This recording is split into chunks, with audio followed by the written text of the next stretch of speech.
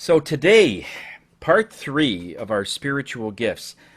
If you recall, a couple of weeks ago, we talked about spiritual gifts in general. When we come into this earth, we are given three main spiritual gifts. We're going to be talking about the third one today. The first one, of course, was our ability to be able to connect to home base, to be able to connect to heaven, to be able to connect to spirit in some way. All right, we talked about that. The second one was our ability to connect to the earth, not only the earth itself, but all the other factors: water, animals, air, everything, rock. And we brought in the five elements of the various elements that make up this earth, and how do we connect to all that. And a lot of people got a lot out of that, so I do still have that as a recording. If you have missed part 1 and 2, let me know. I can send you a link. I still have it. It's just not posted, just so that for those that didn't want to clog up the Facebook site so much. Okay, so today we're going to be talking about the third level, or the third amount of the things that we have regarding our spiritual gifts, and that's our ability to love. This is a universal energy. I think we can all agree that no matter how old you are, no matter what you're doing, we're always seeking love. Love for another person, love for ourselves, love and passion for what we do, our hobbies. If you love to sing, if you love to paint, whatever the love is, whenever you love something, you are always better than if you are just doing it. Because love has that expansion energy that whatever you put love into, boy, does it flourish. If you're a really good golfer and you love golf, you're going to be good at golf. It's as simple as that, because you love it so much. And if you, and when we look and find out what all that means, Spirit wants to use this time to not only talk about love, but one of the more important ones, what love isn't. Because I think a lot of people think they are love or loving or in love or passionate at something, and it's not really that. When we look at the various things, we know how to give love. Most of us are givers. I think you can probably agree that you're always better at giving love, giving your time, giving some help with money to your kids or to a family member that needs it, or to always give. We've seen that in our readings and our tuning sessions where people will come in. There's never a problem giving. However, lot of issues receiving a compliment, receiving somebody that loves you and says they love you. Oh yeah, stop. I love you. Oh, please, don't be silly. And we hear that from a lot of people, that they just can't accept something that's coming to them that they don't feel that they deserve. And that could be love, a compliment, anything. Years ago, I had a situation where this woman was down in our office. It was I was selling a product, and in the morning we always regrouped, and there was always one person that was very down, and I don't know what the whole story was, but I just felt compelled to try and cheer her up. So some mornings I would say, "Hey, I really like the way you have your hair today." "Oh no, it's not that great. I mean, I just wear this if I don't care how I look." Okay, that didn't work. So one time she wore a really beautiful sweater. It was close to Christmas, and she had this beautiful sweater on, a lot of fuzz, and it was great. I said, "That's a beautiful sweater." I said, "How can I go wrong there, right?" And she says, "Oh no, there's a hole back here." I says, "Oh man." So there are some people that just cannot take anything that is loving. For whatever reason, there's that rejection, and we want to talk about that, all the different ways that we are receiving love. And Spirit has brought it down to 4 different categories of what love is not. Because we know what love is. When you get pure love, you know it. You feel it. You just feel it. When a dog comes over to you and pets it, you know that's unconditional love. You know that if somebody does something for you and they say, "Don't tell anybody." They're just doing it because they want to be nice. They're just doing something because they want to help you, and that's it. And so we know what it is. We can identify love, pure love, very, very quickly. but how do we get something that isn't love? So that's what Spirit wants to sort of focus a little bit on today, because when you can identify that, then many times what will happen, that will reduce so many clarity issues that we have. Does this person love me? Should I get married? Should I go with this person? Well, do you love him? Or do you love her?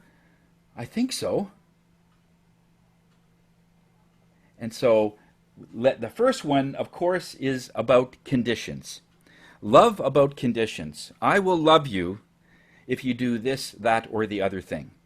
Let's say, for instance, someone says, I'm not a very neat person, and so if you want to be with me, you'll just have to get used to me being messy.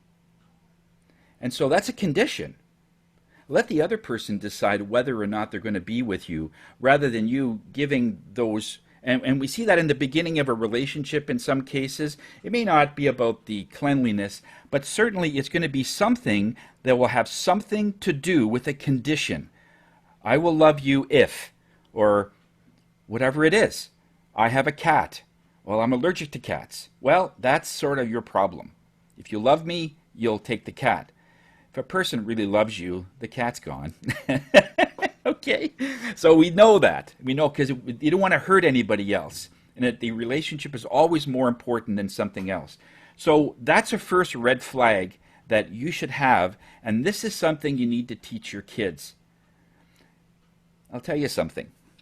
Sometimes we'll get mother-in-laws or about to be mother-in-laws coming to us, and they're saying, I hope they're going to be okay. I hope they're going to be happy. I hope he or she has chosen the right person.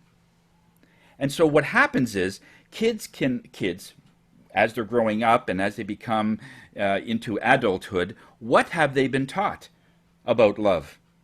And so all they can draw from is what they learn, what they see, and maybe what you might have told them.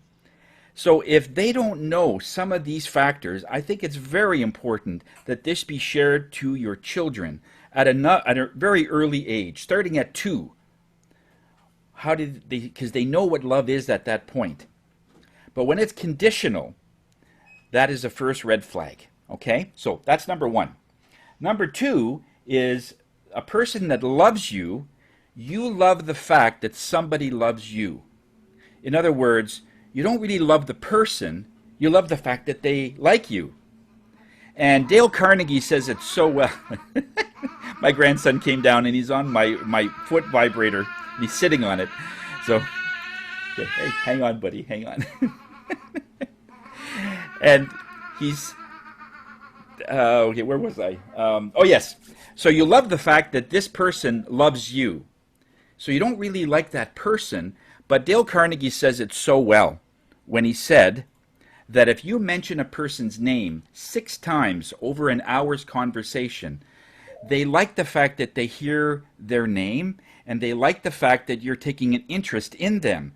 And so there's almost an instant liking to the relationship, the fact that someone's paying attention to you. Now, on the surface, or to the untrained eye, it looks like love, because you still have that starry-eyed look. Okay, there's still that evidence of love, but it's not love. It's in effect, you just love that person because they like or love you. You like the relationship. You like that. So when you are going through that situation, you ask yourself, am I liking the person, or am I liking the fact that he has an interest in me? And I've had several clients that fall into this category.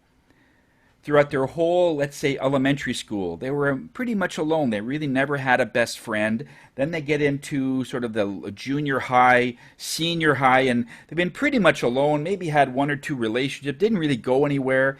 And then somebody looks at you from across the room, and they come over and they have a chat with you, and you can't believe that somebody just sat down to talk to you. This happens. And this person will know that the moment they say your name a few times, hey, how are you doing, Joan, or Melissa, or whoever, and you hear your name, and it says, oh, this person likes me. I love this person, kind of thing, in the beginning. Is that beginning part. Then as it keeps going, you are more focused on the relationship, on whether or not that person loves you. This is where, when that person comes to meet the family, the mother-in-law or the father-in-law or whoever, potential, will start to look at, I just don't see the chemistry. And that's why. There isn't a chemistry. There's just that overall love. And when you ask the person, do you love it? Yeah, I do love that person. But when you look down deep, it's something else. Okay, so that's another red flag when you're looking at a situation or a relationship that I like the fact that he or she likes me. All right? It's subtle, but it is there. The other one is love in your identity. Love is your identity. In other words, when you talk about that someone loves you, that second one, it sort of bleeds into the third one. So the second one also comes in with, that's where that rebound love comes in. Because if you love the relationship between you and another person, just the relationship part, most times, that relationship ends because, again, there's no chemistry and then something happens and that severs. Well, all of a sudden, you're alone again.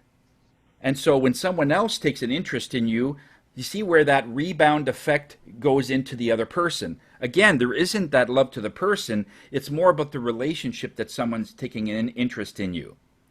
The third one, of course, is about identity. My identity is I got to be with another person. I got to have a girlfriend, or I have to have a boyfriend, or I have to be married. Been getting that over the last year or so. If the marriage ends, whether it's and it's usually, if it ends in a divorce or a separation, all of a sudden they've been married for X amount of years, or in their words, a long time, whatever that means. Then they figured that, oh, I'm a married person. That's my identity. And now I'm not married anymore. And so the part of that whole thing is, are you hooked on the identity of being with that person? Again, most of this is outside of you. It's not checking in to see, how do you feel? How does Tony feel about this person? When we have a direct question that way, and sometimes a marriage counselor might actually be good before a couple gets married, but that's one of the questions that is asked. Does this person love this person? And then why? What makes your heart pitter-patter that way? And most times when it's just an identity thing, they'll be talking about the relationship. Oh, I just love being with this person. We go together everywhere. Anytime anybody sees us, we're together. We work together in a business, then we go home, we're together, we share a night together, we go the next day, and we even go to the park together. And I said, okay, wait a second, there's all this together. When are you alone? Because if they can't answer when they're alone, you're usually hooked on the identity of love or the fact that this person loves you, because there's no time for you. And there has to be. There has to be time where you can step back and take a perspective.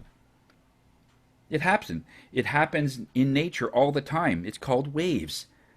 There's always a wave that comes in that gives love, but then the wave recedes. And it does that millions of times. And this is where it could do so many things. This kind of energy has the same thing. If you're only focused on one thing, that you always got to be together and there's no time for you, in time that will erode, because you're still an individual. You still have to have a ladies' night. You still have to have a guys' night. Go fishing, go do something, or go with the girls, whatever. In other words, you have to have your time. And when you come back, you realize you've just checked into yourself and you said, you know what? I've seen my friends, and they might have noticed maybe their relationships isn't going, and then they check into their own and says, this is a man that I love, or this is a woman that I love. And they have to see that perspective. You can't tell them all the time that, yeah, I'm the best thing that ever happened to you. That sounds ridiculous. People have to find out that for themselves. Okay, so it's about identity. Now, the fourth one is another one that we get quite often, is when love is used as a weapon. And I mean this in the highest respect, and it does happen. That's when we take the first three and we sort of combine them and then just add a little bit of anger or aggression. When love is used as a weapon, it's like in the beginning, everything is fine. They want to know where you are all the time. They want to always have you check in. You can't wear makeup because it'll look good with other guys, or if you leave for a short period of time, they want to know exactly where you're going. There's always that insecurity, and it's not insecurity actually. It's actually deeper than that, but it's more about control.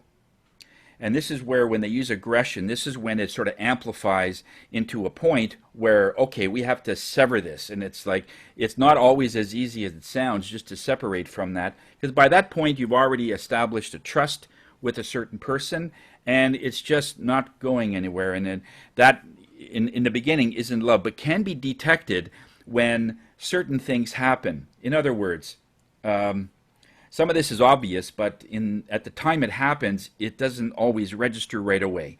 One thing that happened from one client, I can give a story. They were at a party, and the lady gets up to get a drink. By the time she comes back, the crowd that is around him laughs. And then she says, "Oh, what's so funny? Oh, he just told us something about what you guys do in bed." And so she was a little embarrassed. She didn't hear what was said, but you might say, okay, that's just a joke, ha ha. But we've talked about how jokes can get through, and anything that happens is sacred in the bedroom. And now this is, of course, obvious to many people, but when it happens to you, you figure, oh yeah, it's just a joke, okay? But it isn't. It goes deeper than that. Anything that is sacred between a couple and what actually happens in lovemaking is you get two souls and they blend together. Okay? When that happens, that is sacred. You do not mention that to anyone. And so the first time it happens, there are ways that we can mitigate that, but that has to be addressed right away. Now that's the most extreme. Of course, there's a lot of subtleties before it gets to that point. But what happens is it's all those little compromises that you make. And next thing you know, like for instance, if I were to say that over a period of a year, I'm going to get you to walk 1 mile. And this says, there's no way you can make me do that. And what happens is the first day we move you 1 inch, and then 2 inches. And then we move you 5 inches, and they said, well, no, that's no good. And then we come back 1 inch. We've still moved 4 inches. In other words, this is how you move a mile without you knowing. It's a series of hundreds of small compromises. And this is where if you have an established value system, your core values, and they are absolutely non-negotiable, that's when you say, no, this is where I stop. Okay? When certain things happen and it isn't to your liking, or it isn't, you need to say something.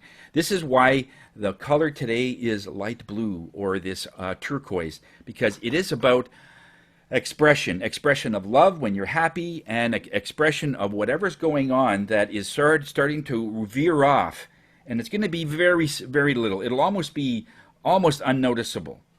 But to a trained ear, a trained heart, you'll feel it right away. Okay, no, this is not going to be good. And it's not going to go back like 5 steps ahead, 3 steps back.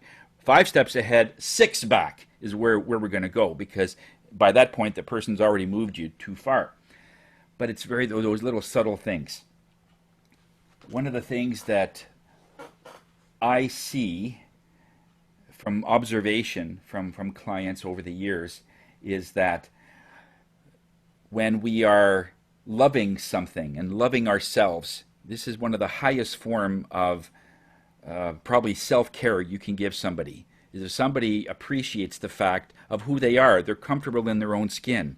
If you have a hard time being with yourself, you don't love, and when we say it out loud, you don't love yourself. It's like, it's kind of too big.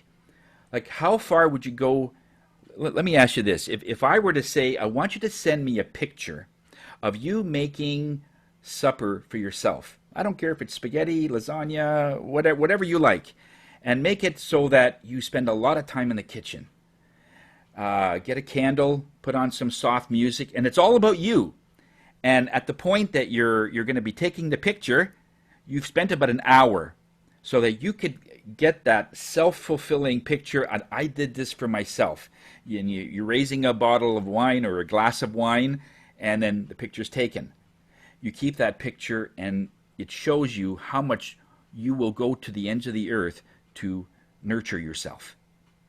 I did that once when I saw a picture of a guy in Hawaii, and he was on one of those floating chairs. Okay, and you could see in the background it was the Diamond Head in Waikiki Beach, and he's on this chair, and he's got a beer in the chair, and he has this, he's waving. And then the story reads it took him an hour to get all those together with the weather and be able to go and take beer on the beach, which I don't think you're supposed to do. But anyway, he wanted to take that picture, and his friend, they did that for an hour. But he has this picture, and it's amazing. And so he says, okay, I'm going to do that.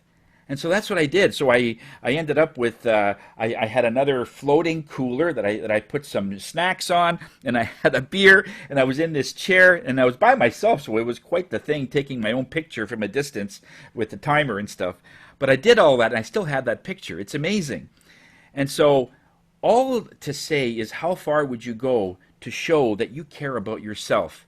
And that's the essence of various things, because you'll see things coming a mile away when it's veering away from that self-love, that self-caring, because you're the most important in that. The more energy you have in self-care, the more that you can give. And I kid you not about that. If you're exhausted, you're tired, you're sort of frustrated, maybe you've been giving in a relationship for a long time with no appreciation, they take you for granted, no thank you, nothing, now give. You probably still will, but it won't be the same intensity. In other words, you'll start to see that if it's starting to erode some of the energies inside, that isn't love either. There's something in when I was going through Sunday school, I remember this. I don't know why I remember this, but I guess Spirit is reminding me that in one part of the Bible it says, make sure that your cup doesn't get empty. So only give what is runneth over in your cup. In other words, you have a cup in your system. And there's a lot more in there, but as soon as you get down to exhaustion and now you've got your cup full, you don't give any more, because that's for you. But most people, they keep going until that cup is empty. So they're not only empty of that, but they have no self-appreciation, and that's when things can be compromised, because it's only when you're tired, it's only when you've got given too much, it's only when you're just fed up that you're willing to just give whatever just to make the person happy or whatever. But it should never get to that point. So anything that runs over your cup, that you can give freely. But as soon as you're at a point where I can't give any more, that's when you stop. My mom used to say, Mama has to just recharge herself, regenerate herself. So, she'll go in the garden, for a couple of hours, or she'll go for a walk, take a bike ride. And she was gone sometimes for hours. When she came back, she was calm and happy.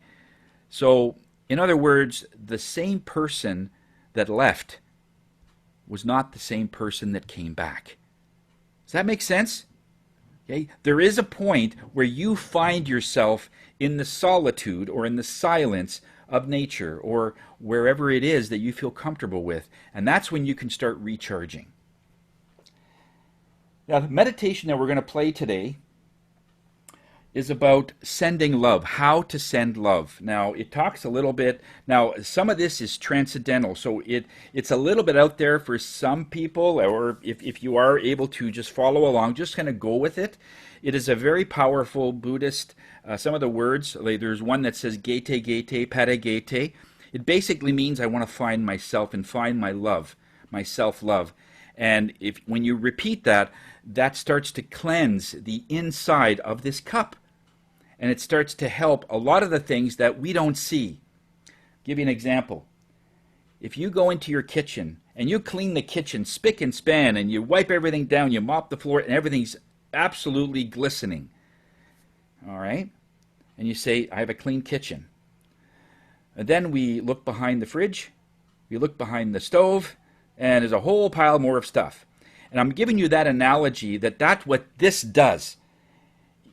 Even though you may be doing this every day, if you're doing your meditations and you're working on yourself and things are clean, this meditation will look behind the fridge and stove, okay, and clean that out too. And most times you won't be cognitive of what's happening, but all you will need to know is you're getting rid of something you don't need. And it doesn't matter what that is. Does that make sense? It doesn't matter what it is you're giving away or what it is you're getting go. Because the last time I checked, when my wife said, can you take the trash out to the curb? I didn't feel an overwhelming need to open the bag and see what I'm throwing out. I just know it's in a garbage bag. That's good to go. And it's gone. I don't need to look at it again. It was already looked at and was already deemed garbage. So I'm not going to, reevaluate that. It's done. It's done. It's at the curb. Done. And that's what this energy takes. That energy, puts it at the curb. All right. So just try and go with it as much as possible. The other part of this meditation talks about sending love. Just very quickly before we get into it, recently I was called in to go to a hospital, and one of my clients had a pneumonia and they passed out. And they were in hospital for roughly 40 days, 7 weeks, 6, 7 weeks. And after the family connected to me, they said the doctors are just perplexed because they're trying to mitigate everything through drugs and all that stuff. But what ended up happening was I ended up going out, had to wear the hazmat suit and get all that, and started tuning her. The doctor said that we just gave her a very powerful sedative and there's no way she's going to wake up. And I just sort of smiled. I says, okay. And so once I started tuning her, within 5 minutes, she started moving and she started coming to. And the nurse's mouth just dropped. He says, how is that possible? She's not really cognitive. And he says, well, this is an energy thing. I had to explain because it was making noise, and I just had to reassure the nurses that she's safe, and she was. But in going through all of that, what happens is the family had put a notice on Facebook. Our daughter's in hospital, and had a little picture of her with the tubes and everything. And he says, could you send love to her? It took me about almost 15 minutes to get through all those fishing lines and webs that people are sending. And you're saying, what does that mean? Well, when you look at a picture and you see people are unconscious and they got tubes and someone's saying, send healing, send love to my wonderful daughter, what are you feeling at that point? Are you feeling love? Most people are feeling sympathy. Oh, I'm so sorry your daughter's in hospital. And they're sending that. They're sending sympathy. They're sending, oh boy, I can't believe it. In other words, they're not sending love. A vast majority of people don't know how to send positive energy. So sympathy is not a positive, uplifting energy. It is a low energy, actually. You're feeling sorry for something. And when you're sending that, you'll have all these fishing lines. And so it's actually slowing down the process of the person.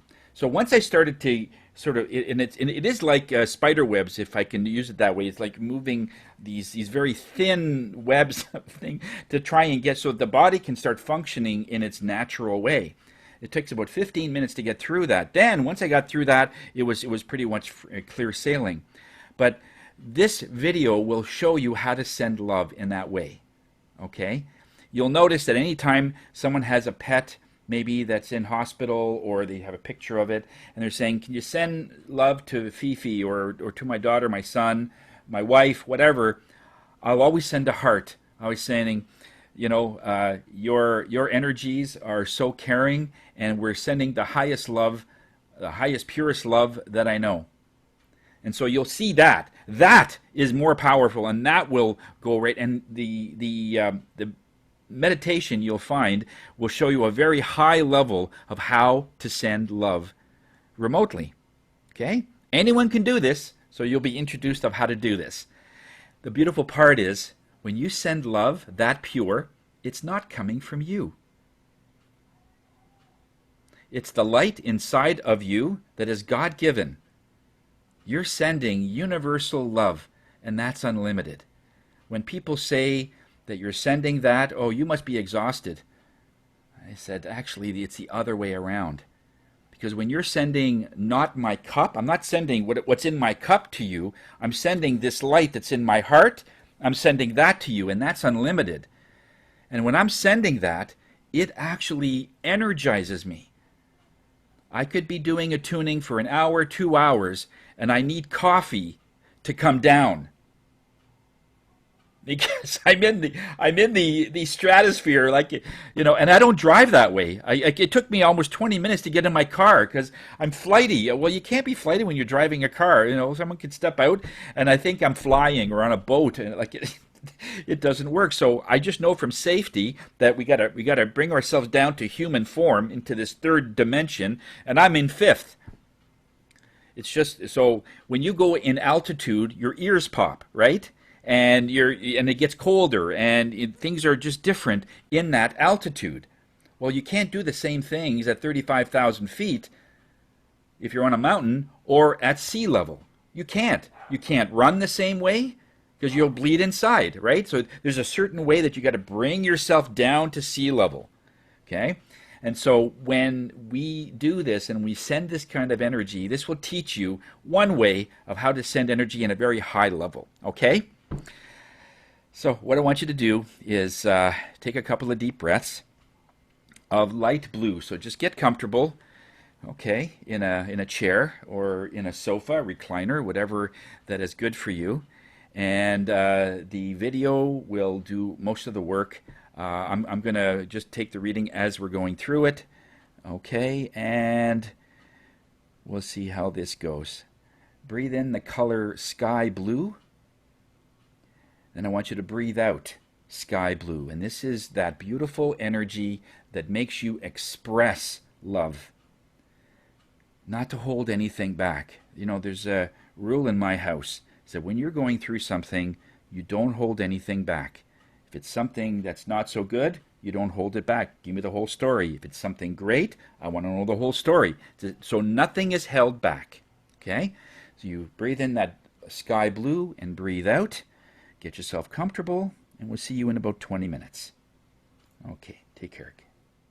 Relax and sit comfortably. Close your eyes and make a gesture of the heart-calming mudra. Now this is when your hands are open with palms up.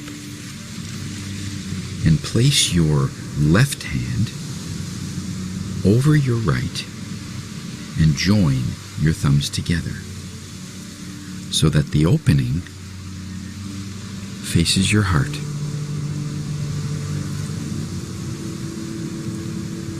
Recite the heart-calming mantra 9 times, and this will sound as follows. Simply say, Gete Gete, Para Gete, Para Sam Gete, Buddhi Svaha, Gete Gete, Para Gete, Para Sam Gete, Buddhi Svaha, Gete Gete, Para Gete, Para Sam Gete, Buddhi Svaha, Gete Gete, Para Gete, Para Sam Gete, Buddhi Svaha, Gete Gete, Para Gete, Para Sam Gete, Buddhi Svaha, Gete Gete, Para Gete, Para Sam Gete, Buddhi Svaha, Gete Gete, Para Gete, Para Sam Gete, Buddhi Svaha, Gete Gete, Para Gete, Padasamgete, Buddhi Svaha. Gete Gete, Padagete, Padasamgete, Buddhi Svaha. Now visualize that everything is empty.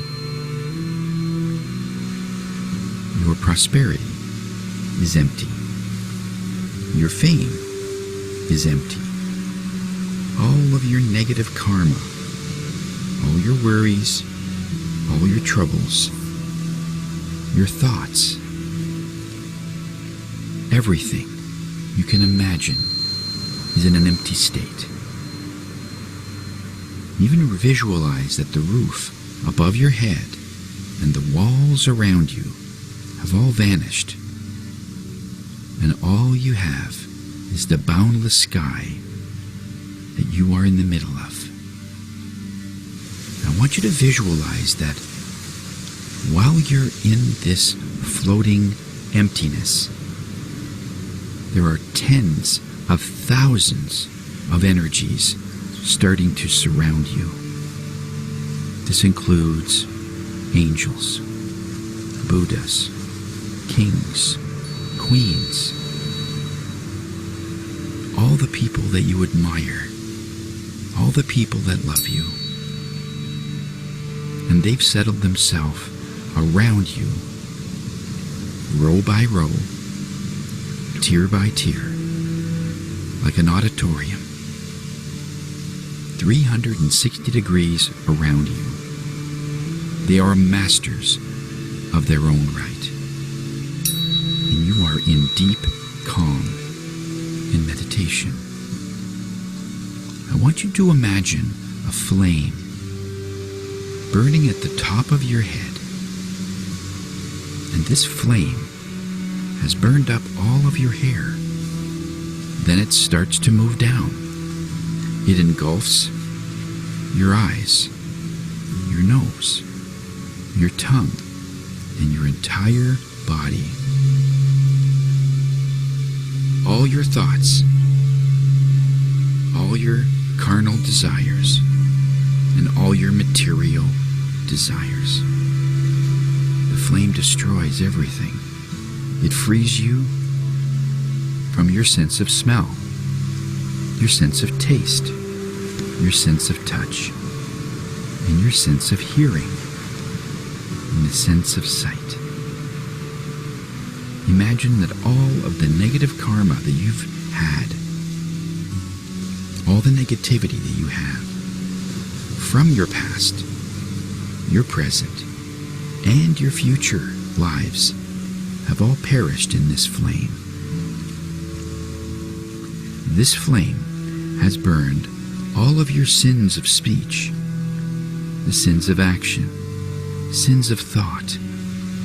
The fire has freed you from the 10 cardinal sins. It has freed you from all sins, all your illnesses, all of your worries, all of your impure thoughts, and all your bad luck, all your obstructions that you can imagine in your life, and all the bad things that even are going to happen have now been burned to ashes. Your life is now cleared of all these negative things, and all that is left now is your skeletal frame. Visualize your skeletal frame from your skull to your teeth, the cervical vertebrae, your shoulder blades. Move down and feel your arms, your fingers, your ribs, your spine, your pelvis. Move down to your thighs and your calf, all the way down to the bones in your toes. And visualize that each and every bone in your skeletal frame is red hot and bright as molten steel in a smelting furnace. Everything is burned off. Everything is gone. All that's left is your frame.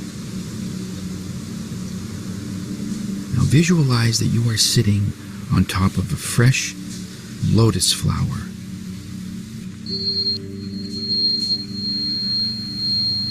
It has 8 petals surrounding you, laying flat on the ground.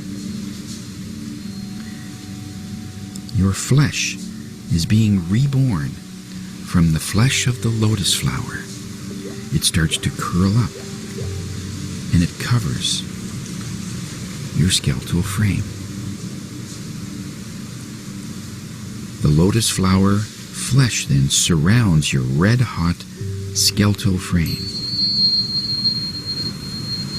And suddenly, all of your internal organs are starting to become reborn from this beautiful flower.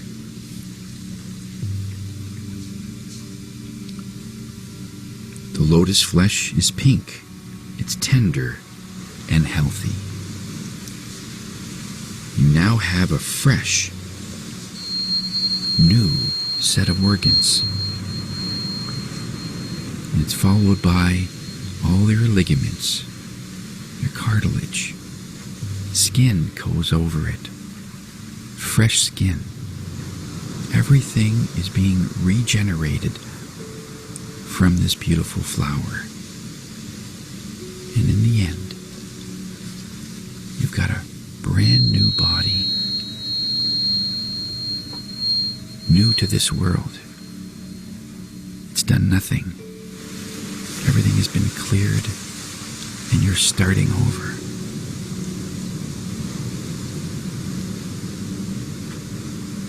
You will now have a fresh new body that it's invincible. I want you to visualize now that your heart also has this 8-petal lotus flower blooming inside of it. On this lotus flower sits a golden figure. It is your higher self. It is your ultimate self. And it is your meditation place to go, as it knows everything. And this figure, this golden figure, starts to grow. Starting from your heart, and the size of it is small to start. But it starts to grow bigger. Grow bigger. And eventually, it fills your entire body.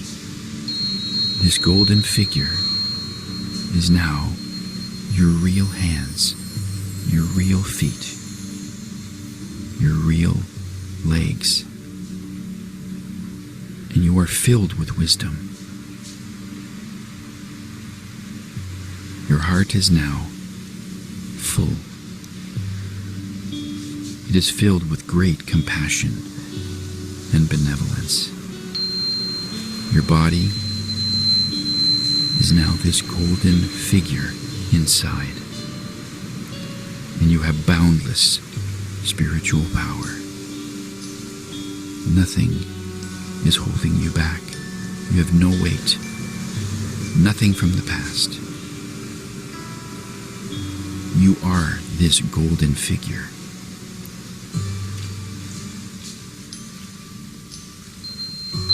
Visualize that this figure, light, fills inside of it, and it is emanating from your body. It's exuding. First, visualize that the light is beamed from you to the tens of thousands of energies that are surrounding you in this auditorium, this 360-degree place where you stand. And all of these energies, all the angels, all those respected people and energies that you highly regard.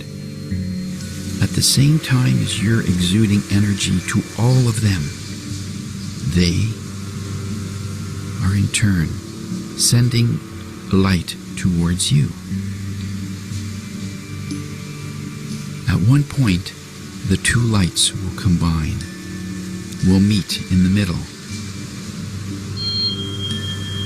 Your light, then combined with the light of those that are around you, then goes to all the inhabitants of all the realms of existence. It goes to every human on this planet, every animal, every spirit, and every negative spirit, as they are crying for help in their own way. And I want you to watch their suffering start to ease as the light shines upon them. Visualize smiles slowly forming on their faces.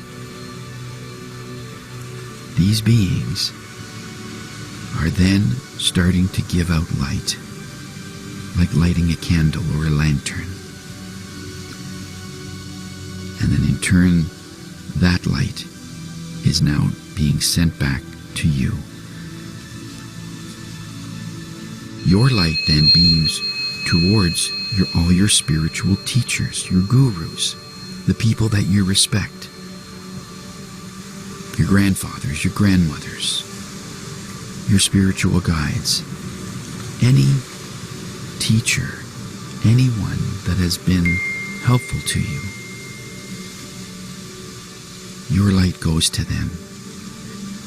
And imagine that this light fills your respected people's body, and you pray for their health and their longevity. And imagine that you are now this guru that other people respect, and that they are now sending that light back to you.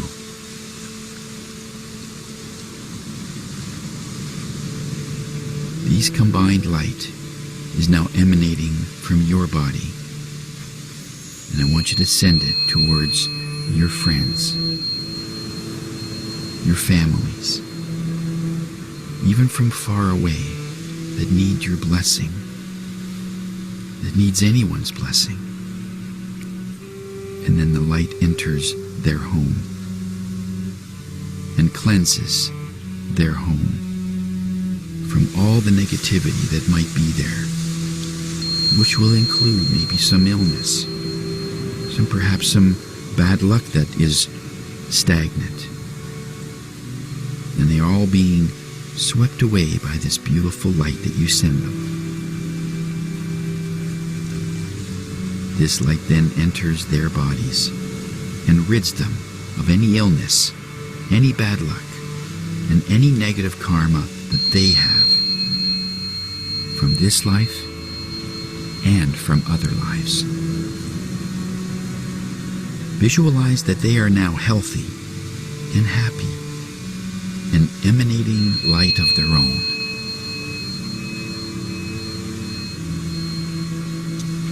Then light comes back to you as you shine light to these people. It's just a reaction that they send that back to you. And then once again, that light is combined, and then more light comes out of you from your own body. And this time, I want you to send that light to your house, to your office, to your immediate family, so that it clears everything from your humble abode. And like a spinning wheel, have that energy rotate and spindle throughout your home in every nook and cranny you can think of. Every pocket, every stagnant space or dark space there might be that is unused. And it cleanses your place. cleans up any stagnant energy, any curses or people that have sent anything without your knowledge of jealousy or any other energies that is not to your higher good. And it cleanses and cleans like a washing machine your house from top to bottom. And as this place is cleansed, your family members that visit will just simply feel better coming into your environment. They are literally glowing from the light that is now part of your home.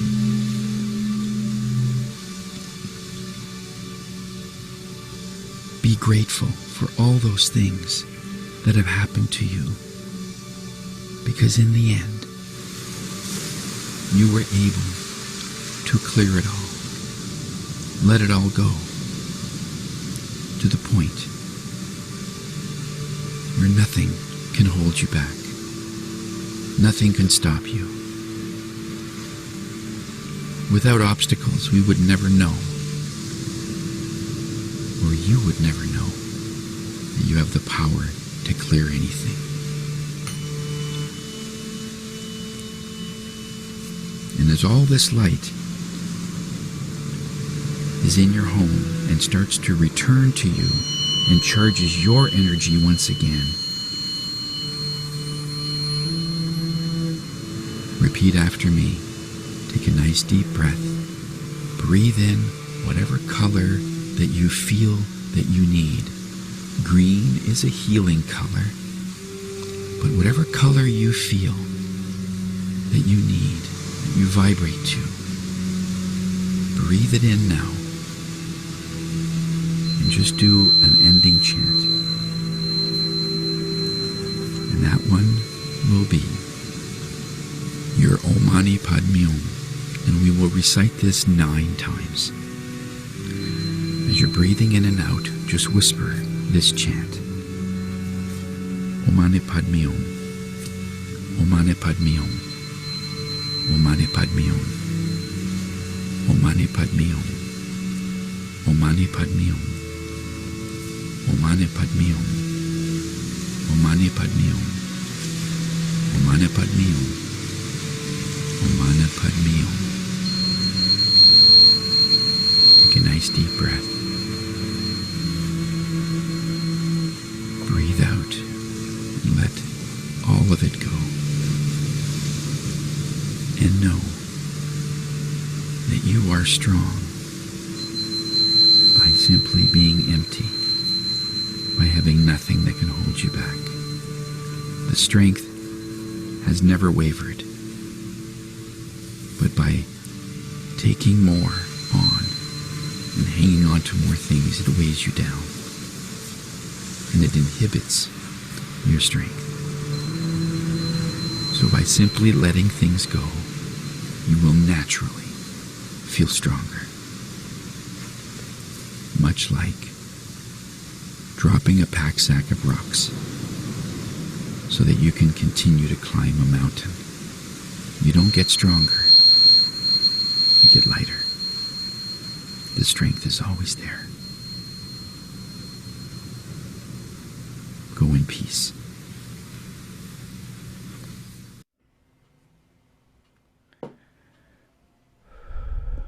Take a few more breaths. Remember what you felt, what you experienced, what things came up. Slowly come back into the room that you're in. And when you're ready, you may open your eyes.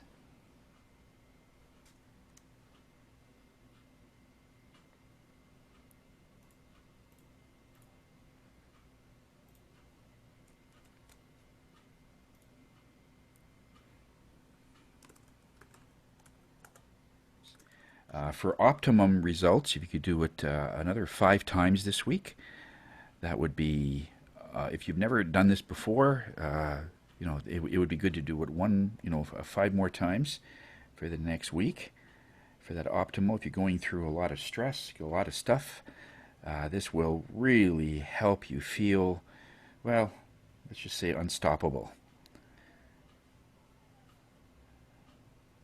for lack of a better word. Okay.